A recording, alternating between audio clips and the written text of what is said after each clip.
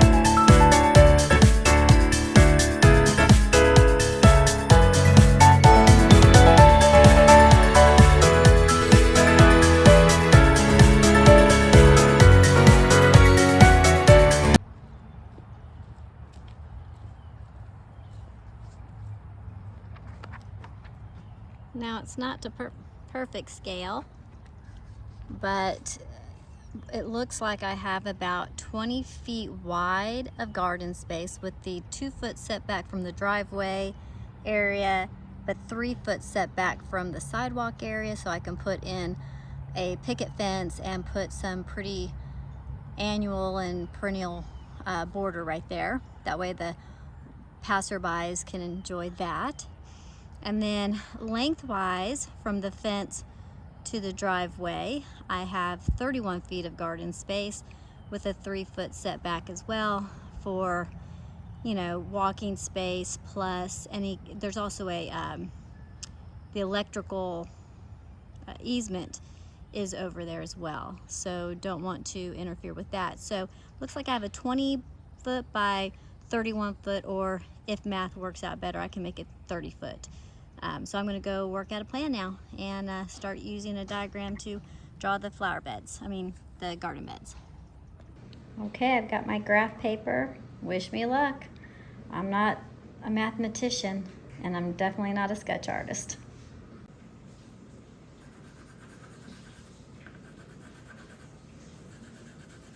Coloring in my setback lines. This is where I want walking space, or there's easements and I don't want to put anything in the spot that could hinder access to it.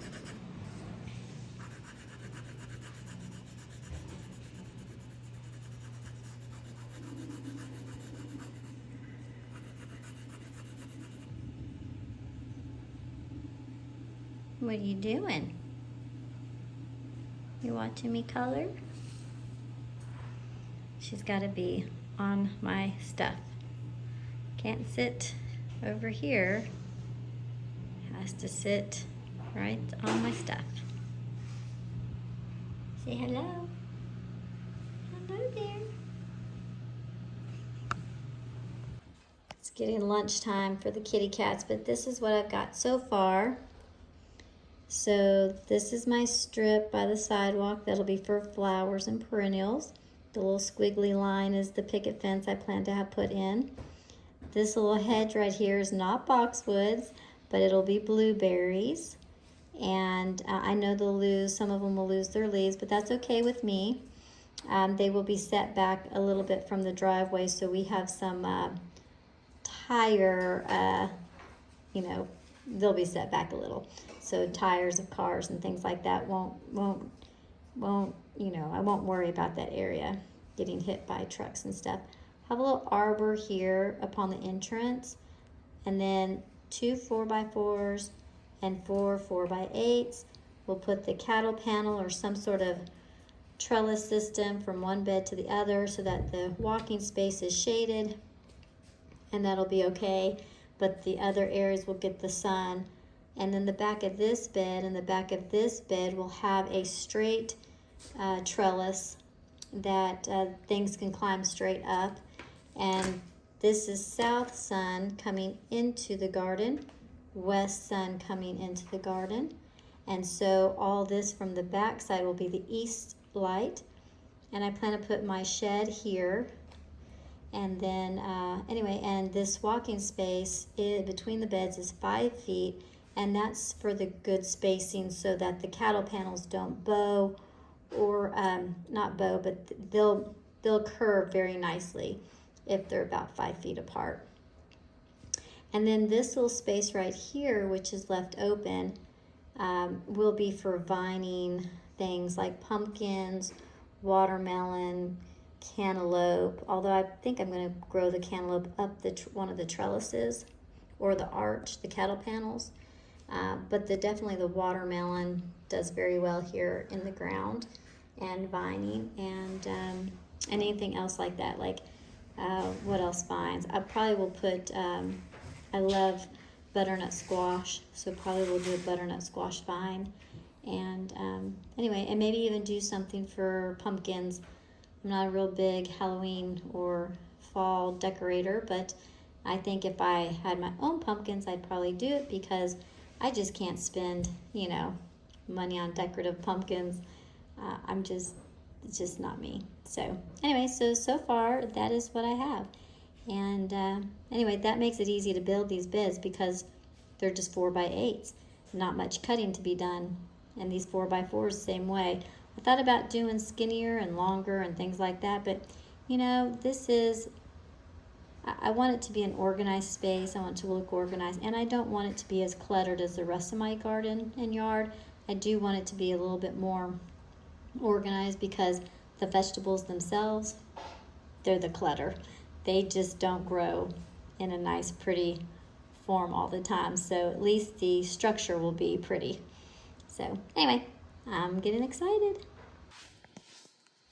Okay, so I remembered I have an asparagus plant that I have to relocate, and it needs to be in ground. I don't want it in a raised bed because it's a mining vegetable, meaning it has a deep taproot that mines the minerals out of the soil. So it needs to go in the ground, and so I will put the vines here that'll grow lower than the fence so people won't see the messiness of the vine. And then I'll put the asparagus somewhere in this area, probably from here over, as it grows and it becomes a bigger plot of it. And then when the wind blows, the fence will protect most of it, I hope. And then if it falls over, it can fall over this way, because this is the way the wind blows. So anyway, or it blows this way. So make that change. Well, that's it for today's video. I hope that you enjoyed it. And if you did, please hit that like and subscribe button. Until next time, have a good day.